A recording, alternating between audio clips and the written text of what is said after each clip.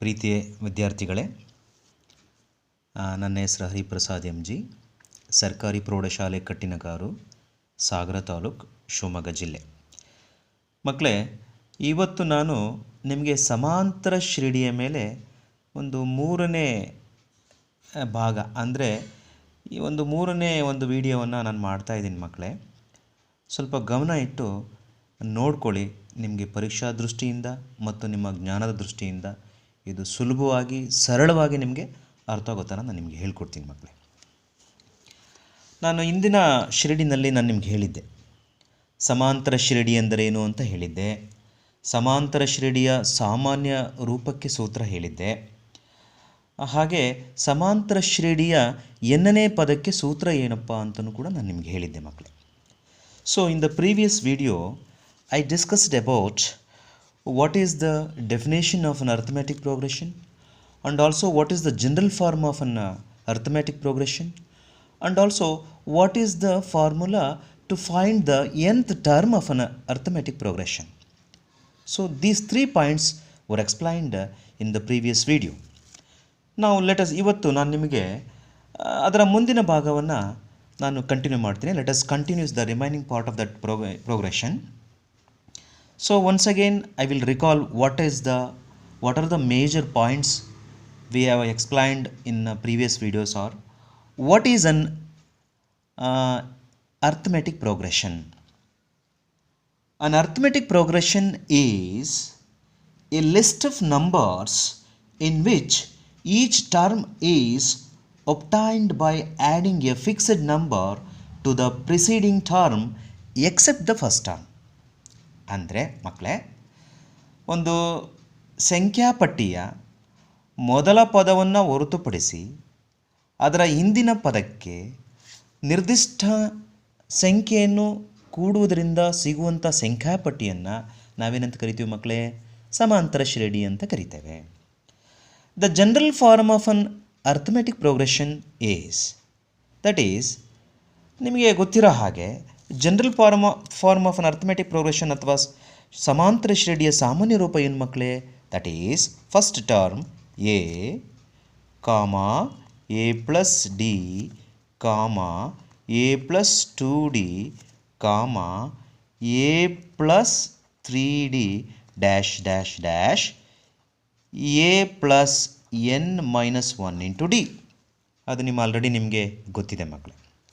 So A ಶ್ರೇಣಿಯ ಮೊದಲ ಪದ, ಹಾಗೆ ಈ ಡಿ ಇದೆಯಲ್ಲ ಮಕ್ಕಳೇ, ಡಿ ಕಾಮನ್ ಡಿಫ್ರೆನ್ಸ್ ಅಂದರೆ ಸಾಮಾನ್ಯ ವ್ಯತ್ಯಾಸ ಅಂತ ನಿಮಗೆ ಗೊತ್ತಿದೆ ಮಕ್ಕಳೇ.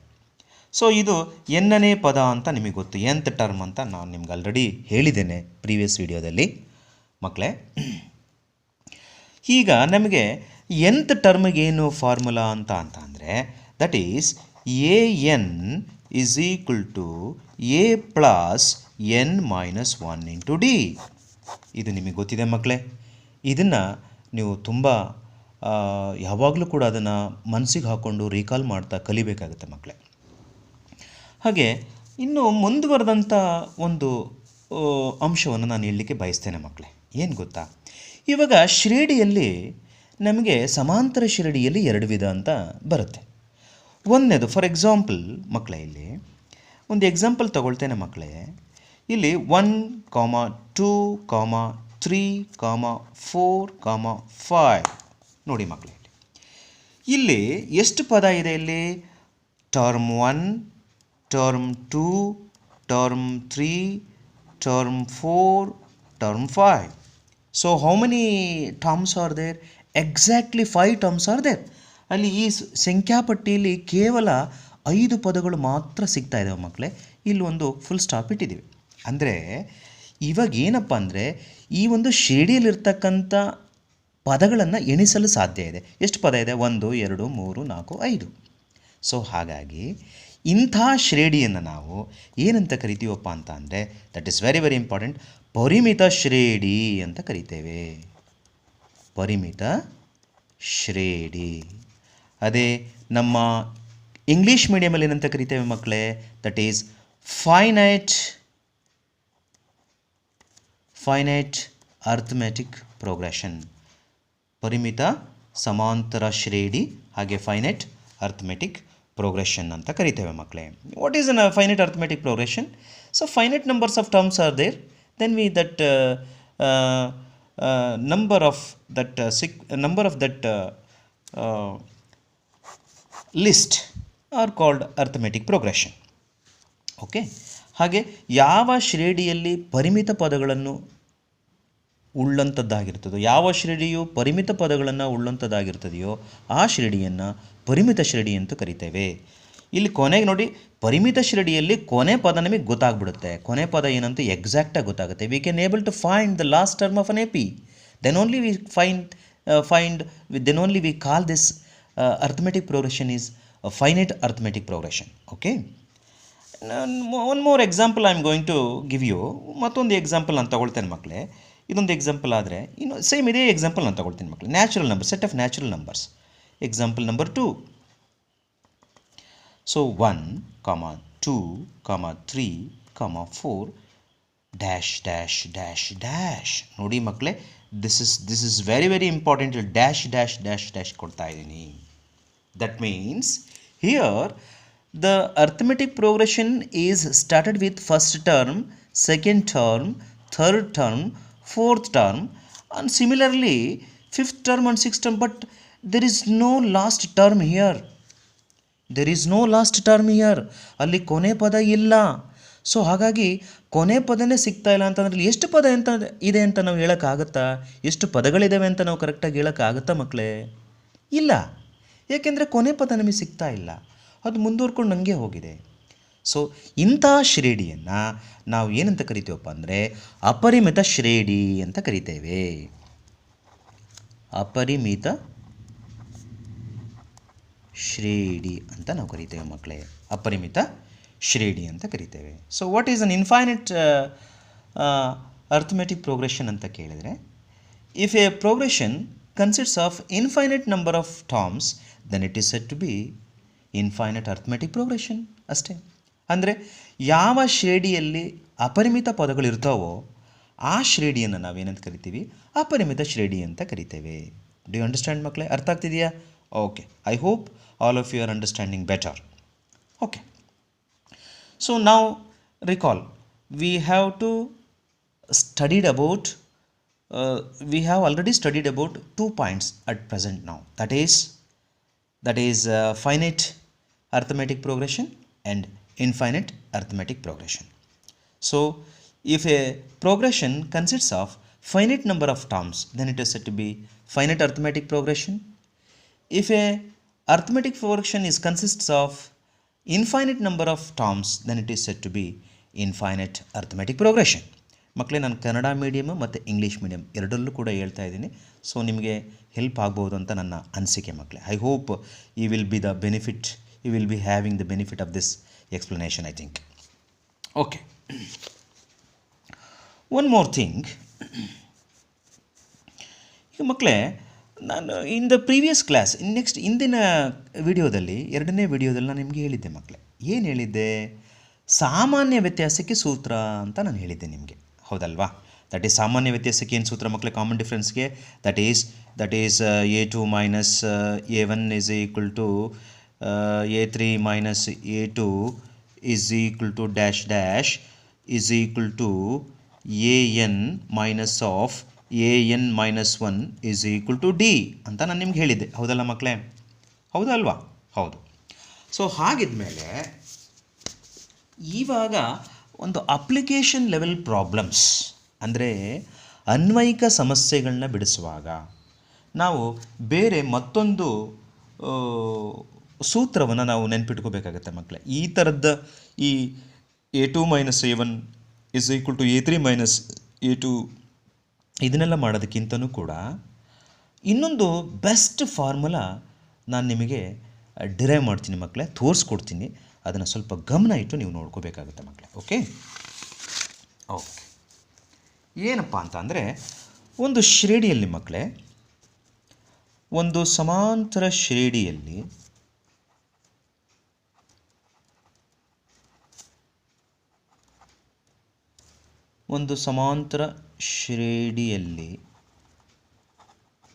So in an arithmetic progression ಎರಡು ಪದಗಳು, ಈ ಎರಡು ಟರ್ಮ್ಸ್, ಎರಡು ಪದಗಳು, that is pth terms and qth terms. So in an arithmetic progression there are two terms, that is pth term and qth term. ಒಂದು ಸಮಾಂತರ ಶ್ರೇಣಿಯಲ್ಲಿ ಎರಡು ಪದಗಳಿದ್ದಾವೆ, ಒಂದು p ಅನ್ನುವಂಥ ಪದ pth ಟರ್ಮ್ ಮತ್ತು ಇನ್ನೊಂದು q ಅನ್ನುವಂಥ ಪದ, ಇವೆರಡು ಪದ ಇದೆ ಮಕ್ಕಳು. ಸೊ ಮಕ್ಕಳು ಇಲ್ಲಿ ನಾವು ಇಲ್ಲಿ ಸಾಮಾನ್ಯ ವ್ಯತ್ಯಾಸವನ್ನು ಕಂಡುಹಿಡಿಬೇಕಾಗತ್ತೆ. ಇದರಲ್ಲಿ ಹೇಗೆ ಅಂತ ಅಂದರೆ ಮಕ್ಕಳೇ, ಸೊ ನಮಗೆ ಗೊತ್ತಿರೋ ಹಾಗೆ ಮಕ್ಕಳೇ ಇಲ್ಲಿ ದೇರ್ಫೋರ್ ಇಲ್ಲಿ ಎರಡು ಪದ ಇದೆ. ಮೊದಲನೇ ಪದ ಯಾವುದಿಲ್ಲಿ, that is pth term. So A P is equal to A plus P minus 1 into D. ನಿಮಗೆ ಗೊತ್ತಿದೆ ಮಕ್ಕಳೇ, ಯಾಕೆ ನಿಮಗೆ nth ಟರ್ಮ್ ಫಾರ್ಮುಲಾ ನೆನಪಿದೆ ತಾನೇ, A N is equal to A plus N minus 1 into D. ಅಂದರೆ ಇಲ್ಲಿ ಎ ಪ್ಲಸ್ ಎನ್ ಮೈನಸ್ 1 ಅಂತ ಹೇಳೋಕ್ಕಾಗಲ್ಲ, ಏನಂತ ಕರಿತೀವಿ, ಪಿ ಮೈನಸ್ 1 ಅಂತ ಕರಿತೀವಿ. So it is equation number 1. Similarly ಅದೇ ಥರ that is A Q is equal to A plus N minus 1 ಅಂತ ಹೇಳಂಗಿಲ್ಲ, ಇಲ್ಲಿ ಎನ್ ಬದಲು ಕ್ಯೂ ಅಂತ ಬರ್ಕೋಬೇಕಾಗತ್ತೆ, Q minus 1 into D. So it is equation number 2. ಇವಾಗ equation number 1 minus 2 which implies ಏನಾಗುತ್ತೆ ನೋಡೋಣ ಮಕ್ಕಳು.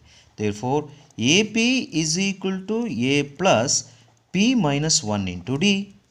Therefore, that is AQ is equal to A plus Q minus 1 into D.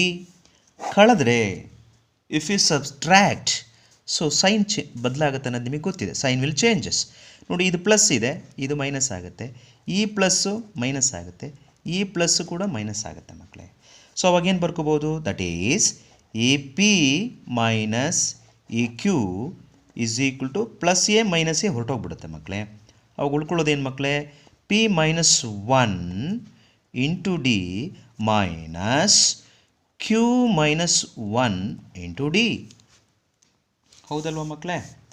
So ಈಗ that is A P minus A Q is equal to, ಇಲ್ಲಿ look here there is a common factor D. ಸಾಮಾನ್ಯ ಪದ D ಇದೆ, just remove outside, ಹೊರಗಡೆ ತಗೊಂಡ್ರೆ that is P minus 1 minus Q minus of 1 into D ಆಗುತ್ತೆ ಮಕ್ಕಳೇ. ಹೌದಲ್ವಾ? So ಇವಾಗ ಏನಾಗುತ್ತೆ ನೋಡ್ಕೊಳ್ಳಿ. ಇವಾಗ that is A P minus A Q is equal to P minus 1 minus Q minus into minus plus 1 into D. So minus 1 plus 1 ಏನಾಗುತ್ತೆ, cancel ಆಗುತ್ತೆ ಮಕ್ಕಳೇ.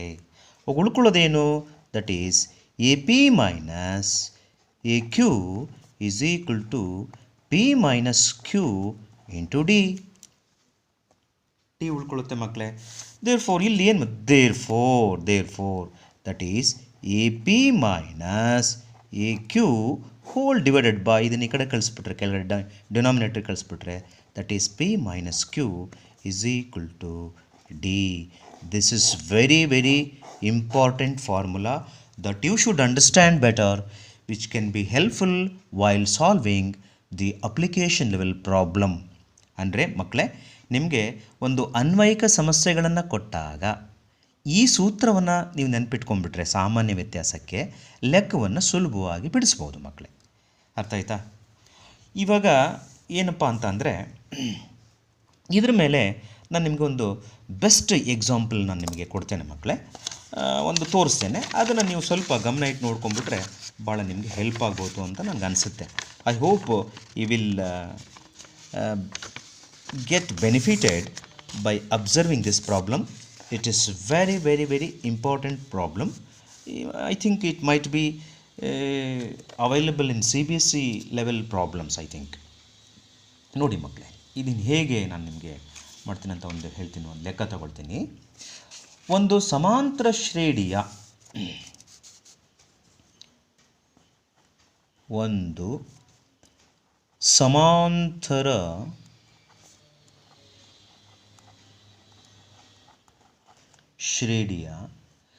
ಎರಡನೇ ಪದ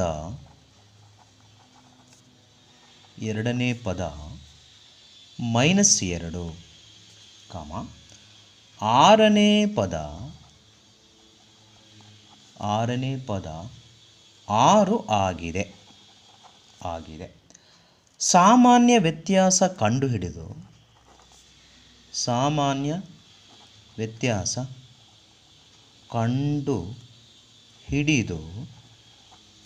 ಹಿಡಿದು 10ನೇ ಪದವನ್ನು ಕಂಡುಹಿಡಿಯಿರಿ.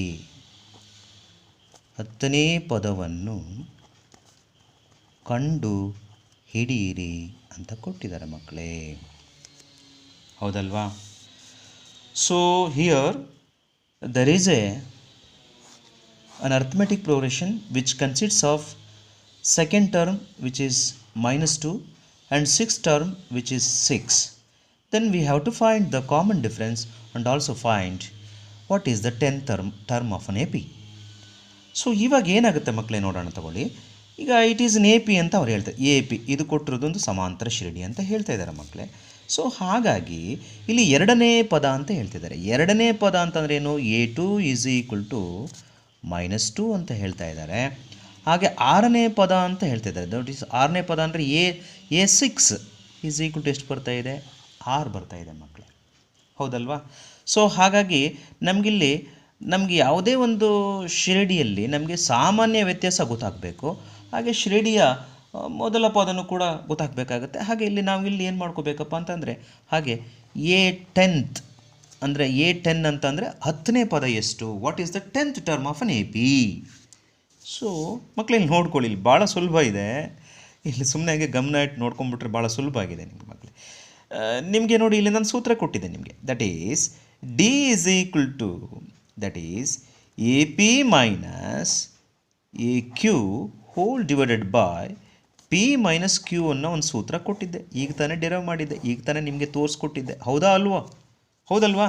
ಓಕೆ. ಸೊ ಇವಾಗ ಹಾಕೊಳ್ಳಿ ಮಕ್ಕಳೇ. That is D =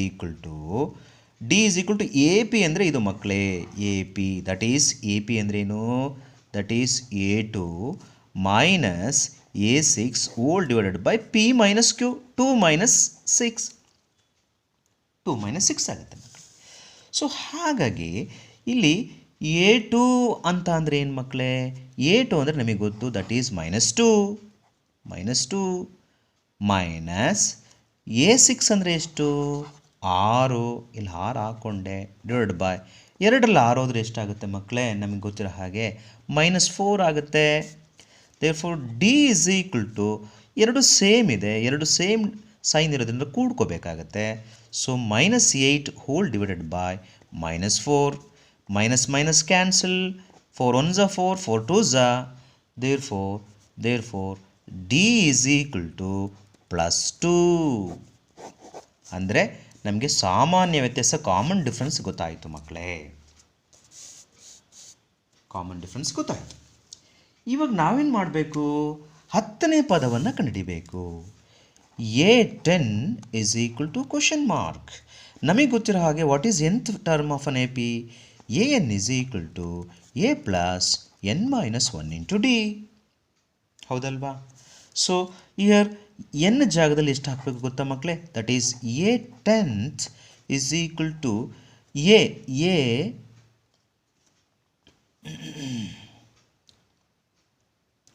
okay A10th ನಮಗೆ ಓಕೆ ಸಾರಿ, ಇದು ಬೇಡ ಮಕ್ಕಳೇ, A10th ಬೇಡ ನಮಗೆ. ಸೊ ಹಾಗೆ ಇವಾಗ ನಮಗಿಲ್ಲಿ ಒಂದು ಇಂಪಾರ್ಟೆಂಟ್ ಏನಪ್ಪ ಅಂತಂದರೆ, ಇಲ್ಲಿ ಎರಡನೇ ಪದ ಕೊಟ್ಟಿದ್ದಾರೆ ಅಥವಾ ಆರನೇ ಪದ ಕೊಟ್ಟಿದ್ದಾರೆ. ನೀವು ಇದನ್ನಾರು ತೊಗೋಬೋದು, ಯಾವುದು ತೊಗೊಳ್ಳೋಣ? A2ನ ತೊಗೊಂಬೋಣ, ಯಾಕಂದರೆ ನೆಗೆಟಿವ್ ಸೈನ್ ಇದೆ.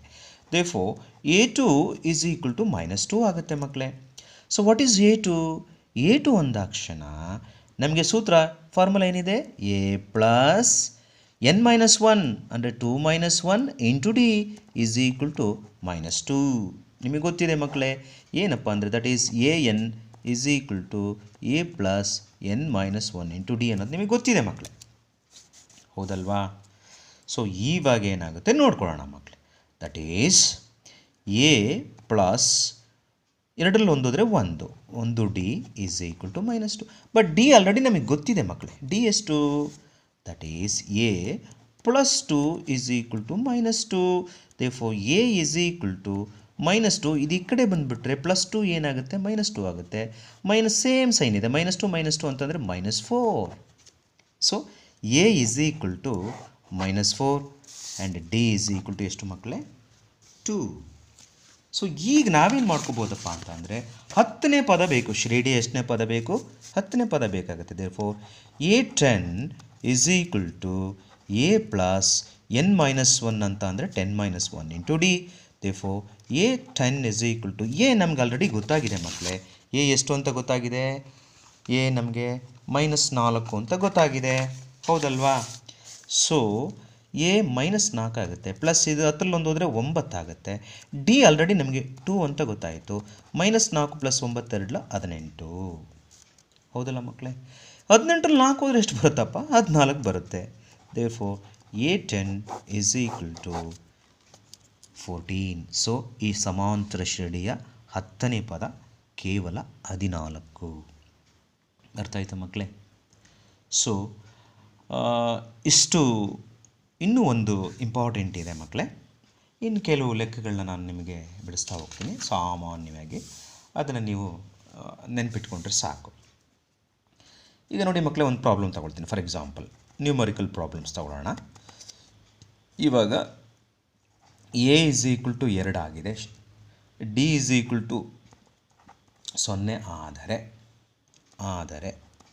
ಆದರೆ ಸಮಾಂತರ ಶ್ರೇಣಿಯ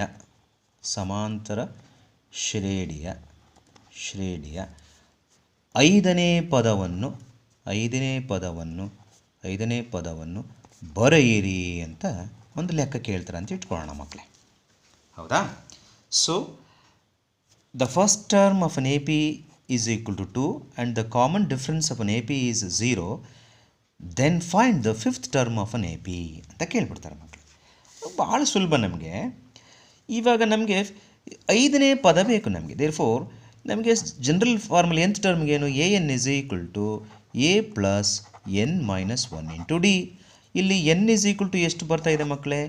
5ನೇ term. Therefore 5th term. Therefore A5 is equal to A plus 5-1 into D. Therefore A5 is equal to A ನಮಗೆ ಆಲ್ರೆಡಿ ಗೊತ್ತಿದೆ ಮಕ್ಕಳೇ, ಎಷ್ಟು? 2. 5ರಲ್ಲಿ 1 ಹೋದ್ರೆ 4 ಆಗುತ್ತೆ. ಡಿ 0 ಅಂತ ಕೊಟ್ಟಿದ್ದಾರೆ ಮಕ್ಕಳೇ.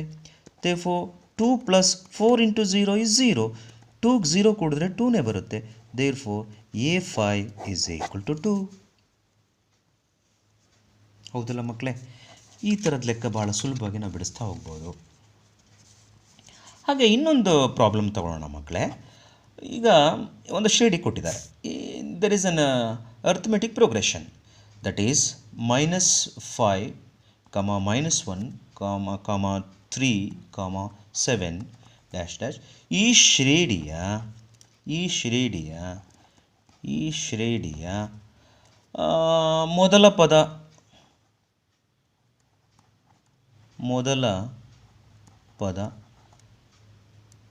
ಮತ್ತು ಸಾಮಾನ್ಯ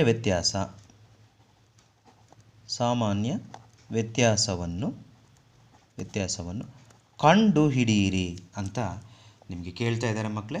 so is it finite arithmetic progression or infinite arithmetic progression? It is definitely infinite arithmetic progression because there is no last term here. ... It is infinite arithmetic progression. Okay. So we should find what is the first term of an AP and what is the common difference D. But here, so already what is the first term of an AP here?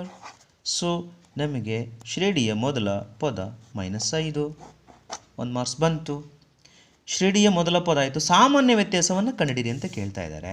therefore ಸಾಮಾನ್ಯ ವ್ಯತ್ಯಾಸ ಕಂಡುಹಿಡಿಯೋದು ಹೇಗಪ್ಪ ಅಂತ ಅಂದರೆ that is D is equal to A2 - A1 that is equal to ಏನಾಗುತ್ತೆ ಮಕ್ಕಳೇ?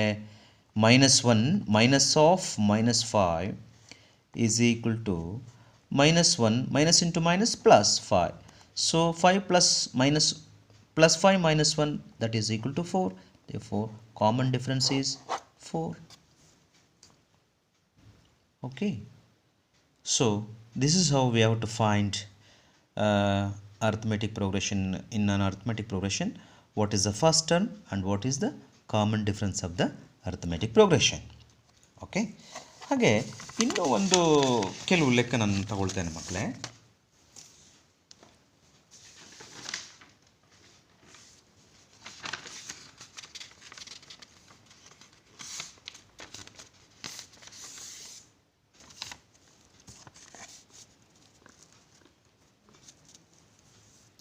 ಈಗ ನೋಡಿ ಮಕ್ಕಳೇ, ಇನ್ನೊಂದು -10, example number I think it may be 3, -10, -6, -2, -2 dash dash dash. ಇದು ಶ್ರೇಣಿಯೇ ಪರೀಕ್ಷಿಸಿ.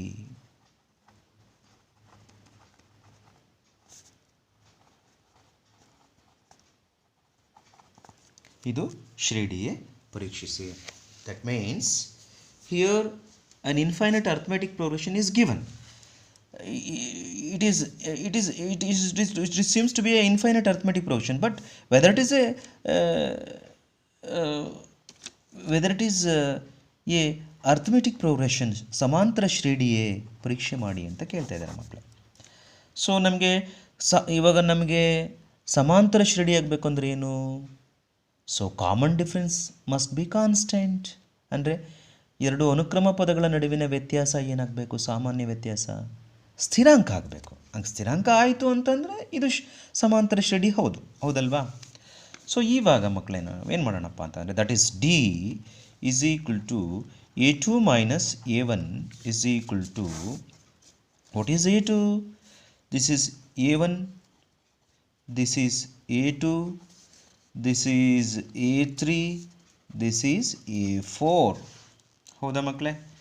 That is a2 minus a1, that is -6 of -10 is equal to -6, minus into minus plus 10, that is equal to 10 minus 6 is equal to 4. Therefore d is equal to 4. And one more terms ತಗೊಳ್ಳೋಣ. That is d is equal to, that is a3 minus a2 is equal to, what is a3? That is 2. That is a2, that is minus 6, that is minus 2 minus of minus 6, that is equal to minus 2, minus into minus plus 6. So once again plus 4, that is d. Okay, and one more thing, that is equal to, that is d is equal to, that is a4 minus a3, which is equal to 2 minus of minus 2 is equal to 2 plus 2 is equal to 4. 4, 4, 4. Okay, therefore common difference, ಸಾಮಾನ್ಯ ವ್ಯತ್ಯಾಸ is equal to ಎಷ್ಟು ಬರ್ತಾ ಇದೆ ಮಕ್ಕಳೇ? 4 ಬರ್ತಾ ಇದೆ. So it is on A P. ಇದು ಒಂದು ಸಮಾಂತರ ಶ್ರೇಣಿ ಆಗುತ್ತೆ. ಹೌದಾ ಮಕ್ಕಳೇ? ಸೊ ಹಾಗಾಗಿ ನಮಗೆ ಈ ಲೆಕ್ಕವನ್ನು ನಾವು ಸುಲಭವಾಗಿ ನಾವು ಬಿಡಿಸ್ಬೋದು ಮಕ್ಕಳೇ.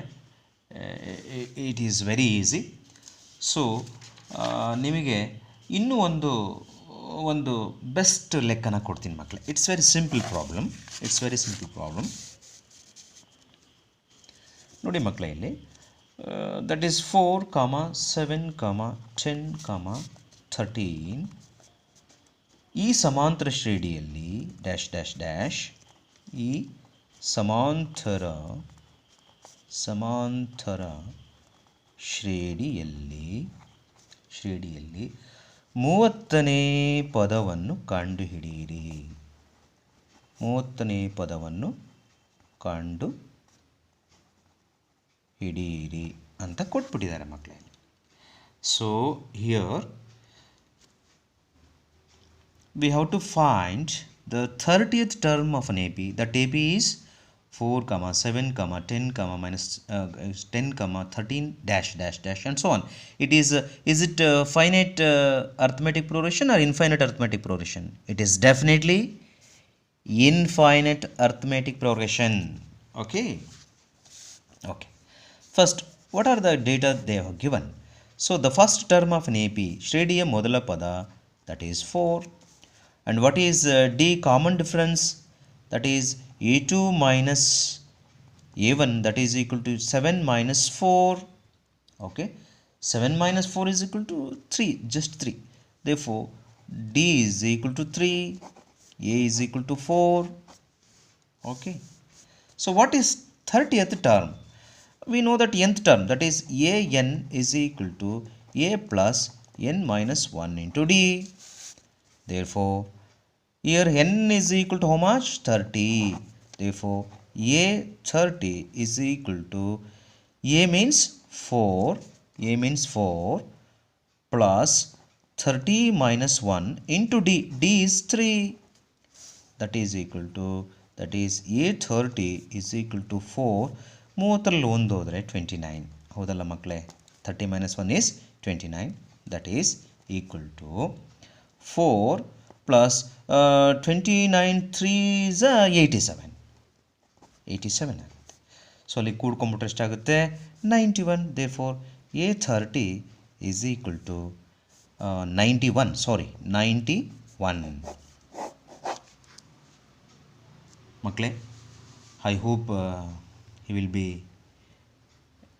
having some benefits from this video. This is third video on arithmetic progression. Makle, work hard, practice and do well. All the best.